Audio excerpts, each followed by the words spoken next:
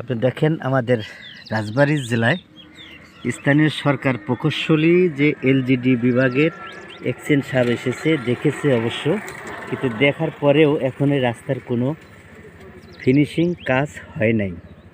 তার কারণ উনি এসে এই বিষয়টি নিয়ে অবশ্য এটা নেট ফিনিশিং দেওয়ার জন্য নির্দেশ দিয়েছে।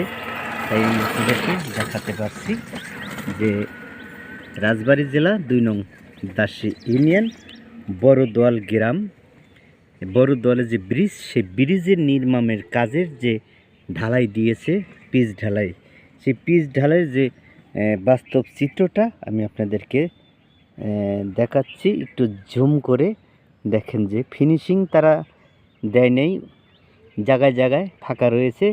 একটু বৃষ্টি হলেই এই খোয়াগুলি উঠে মানে বিলীন হয়ে যাবে পাকা রাস্তাটা। তাই এখন এই বিষয় নিয়ে ঊর্ধ্বতন কর্মকর্তারা নীরব রয়েছে। আমি সেই বিষয়ই আমি আপনাদেরকে দেখাতে পারছি।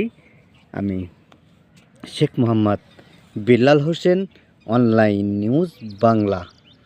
আপনারা দেখেন যে আসলে এই কাজের মধ্যে তারা কত অনিয়মভাবে কাজ করেছে।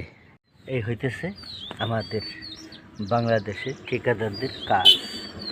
দেখছেন যে তারা ফিনিশিং করে নাই, উপরে নেট ফিনিশিংয়ের কোনো কাজ করে নাই, সীমিত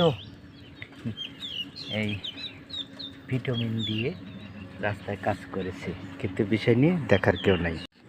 আলামত দেখেন কিভাবে রাস্তাটা কাজ করছে, আমি সেই বিষয়টি আপনাদের দেখানোর চেষ্টা করি। বৃষ্টি যে কাজ করেছে, কিন্তু টোটালি তড়িঘড়ি করে তারা কাজ করে গেছে। আমি সে বিষয়টি আমি আপনাদেরকে দেখানোর চেষ্টা করছি। আপনারা আমার সাথে থাকুন এবং কমেন্টে বিস্তারিত লিখুন যে কাজটি আমলিক সরকারের আমলে এই কাজটি টেন্ডার হয়েছে, আমলিকের লোকজনই কিন্তু এই কাজটি করেছে, কিন্তু বর্তমান যে সরকারের যারা দায়িত্ব রয়েছেন তারা সঠিকভাবে কাজটি বুঝে নিচ্ছেন না বলে এলাকাবাসীর দাবি রয়েছে। এলজিডির এক্সচেঞ্জ সহ ফরিদপুর থেকে বড় কর্মকর্তারা তারা এখানে ঊর্ধ্বতন কর্মকর্তা। ফিনিশিং হবে না,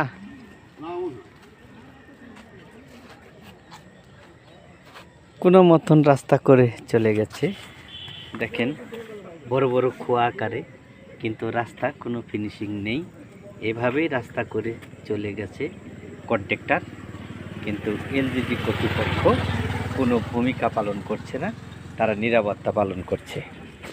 সদর উপজেলা বড়দোয়াল থেকে 2 কিলো হেডকোয়ার্টার, এখানে এই রাস্তাটা নির্মাণ কাজ হয়েছে।